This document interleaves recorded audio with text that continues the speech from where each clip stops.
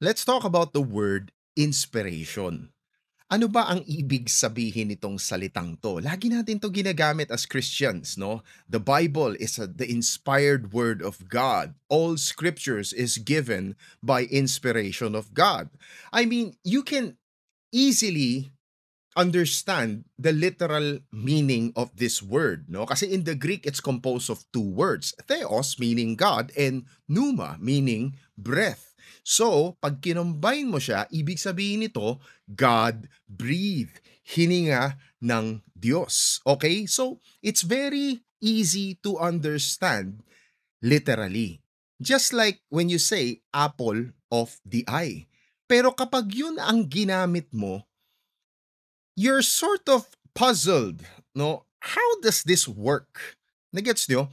Pag sinabi ko sa inyo, mansanas ng aking mata. I mean, it doesn't make sense, di ba? Kailan ba nagkaroon ng mansanas ang mata natin? What this actually means, ikaw yung napupusuan. Right? Napupusuan. You are the apple. Ikaw ang mansanas ng aking mata. So, ikaw yung nagugustuhan ko, napupusuan ko. Now, the same goes if you use literalism, no? And the problem, when you use literalism sa mga salita ng Diyos, I mean, naintindihan ko siya. Pero the problem is, how do you put this in a way na maiintindihan ng mga tao? And frankly speaking, the reason why I wanted to make this video, it's because napansin ko may mga tao iniisip nila porket this is literally God breathe, no? Ang scripture is God breathe. It automatically means walang human intervention. Ibig sabihin nito, the authors didn't have the freedom to package the message, no? I can understand when you say God breathe, ibig sabihin yung mensahe nang gagaling sa Panginoon.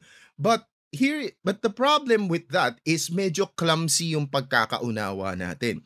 We sort of think one morning si John, pagkagising niya, nagkape siya, bigla na lang siyang sinapian ng Espiritu Santo at nag-umpisa siyang magsulat ng chapter 1. After 1 hour, gumising siya. And then that's it, tatapos na yan chapter 1. Then the next day, nangyari na naman to again and again and again hanggat sa matapos niya. No, that is not what inspiration means. It doesn't resemble possession, okay? Hindi ibig sabihin nito pinoses ka o di kaya parang no, kumbaga sa ano, matrix. Sinaksak lang sa likod mo, sa batok mo, yung information, then all of a sudden, para kang si Neo. All of a sudden, you understand or you've learned Kung Fu. No, it doesn't have anything like that. I mean, that is childish understanding of how inspiration works. Inspiration, let me give you an example na mas maintindihan natin. Nung ako ay mabata-bata pa at ako ay nagsusulat ng love letter, I was inspired by the beauty of my wife. Something like that, okay? I was inspired to come up with my love letter at nakapagsulat din ako ng mga kanta, no? Dahil sa na-inspire ako sa kagandahan ng aking asawa. Okay, of course, at that time, di ko pa asawa, no? Now, you see where I'm getting at? You have to understand ano ba talaga ang meaning nitong figurative language na to. Because if you take that literally, it means to say, pagkahinga ng Diyos, nandiyan na yan. It doesn't mean like that.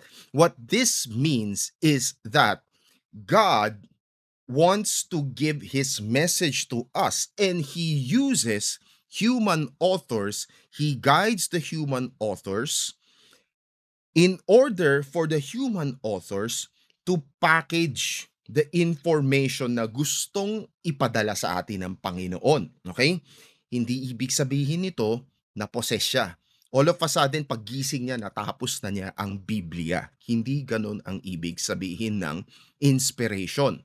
Now, the author, meron siyang creative freedom. Binibigyan siya ng kalayaan ng Panginoon para isulat niya kung ano man ang mensahe na gustong iparating ng Panginoon sa tao. He goes through human authors, and then the author has to think about how can I package this message. And what he's going to do is he is going to find things na naiintindihan ng mga prospective readers niya. Para nang sa ganun, maintindihan. I mean, think about this. Umakyat ka sa langit tulad ni Ezekiel. Umakyat ka sa langit tulad ni Isaiah or ni John sa Revelation. Iisipin mo ngayon, may mga bagay-bagay, may nakita ka mga bagay-bagay sa taas na hindi mo maintindihan. Paano mo siya isusulat in such a way na kapag ikaw, tagalupa ka, maiintindihan mo siya? You get what I'm saying? Some things, no, the closest, kumbaga sa ano, I will find the closest thing that I could think of in order to describe to you para nang sa ganun maintindihan mo. Okay? Inspiration does not discount human effort. It does not discount the fact na the author will look at his surroundings. Titignan niya kung ano-ano ang mga bagay-bagay na nangyayari sa paligid that he thinks that he can use in order to communicate the message to the readers. Take for example, si Paul. Ginamit niya ang isa sa mga Greek prophets, no, na ginamit sinabi nga niya sa Titus, no, isa sa mga propeta daw ng mga Cretans, no, or mga Cretians, no, ginamit niya as an example in order to expound doon sa gusto niyang sabihin. Now, pag pumunta ka sa Jude, he uses the book of Enoch as well to help explain ano ba ang gusto niyang iparating. Right? No? Pag pumunta ka sa Hebrew, he goes back to Genesis and he uses Melchizedek as a pattern para nang sa ganun, mas maintindihan natin kung ano ba ang klase ng priesthood na meron si Kristo. So, again, inspiration doesn't mean to say hindi ka gagamit ng human wisdom. You need human wisdom. Kailangan may laman ang utak. Otherwise, you cannot come up with the things that you need to write down in order to communicate the information. Take for example, si Paul.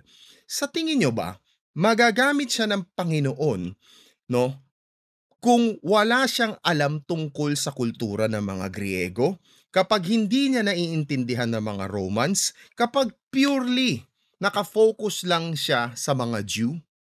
Think about that. He uses the available information sa paligid niya, sa loob ng utak niya, kung ano man ang meron sa repository ng utak niya, in order to come up with that message. And that is what inspiration means. No? Ginagawa niya. Sinusulat niya tong mga to because he was inspired to talk about God, to reveal the truths of God. And that's what it means. No, inspiration. Okay, with that, God bless.